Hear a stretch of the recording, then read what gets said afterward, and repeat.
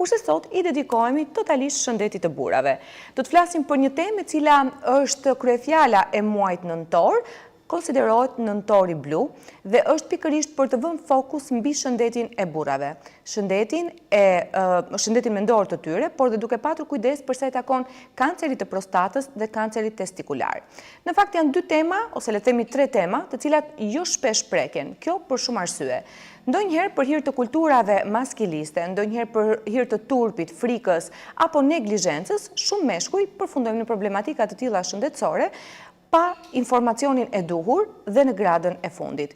Kjo sepse her pas here shoqëria jonë nuk i vë fokus të problematikave të tilla dhe shpesh neglizhon vizitën dhe kontrollin tek mjeku.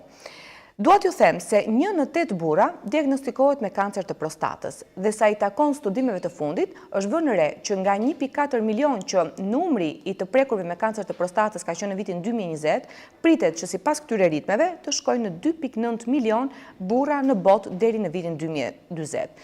Kjo do të thotë që shifrat nuk janë të vogla, risku nuk është i vogël, grupmoshat janë të ndryshme, ndaj është mirë që t'i kthehemi edhe njerë kontrollit vetjak. Ashtu siç gratë kanë teknikat e veta të kontrollit për kancerin e gjirit, ashtu edhe meshkujt kanë mënyrat e veta për të kontrolluar testikujt e tyre dhe për të rregulluar apo përmirësuar shëndetin nëse shohin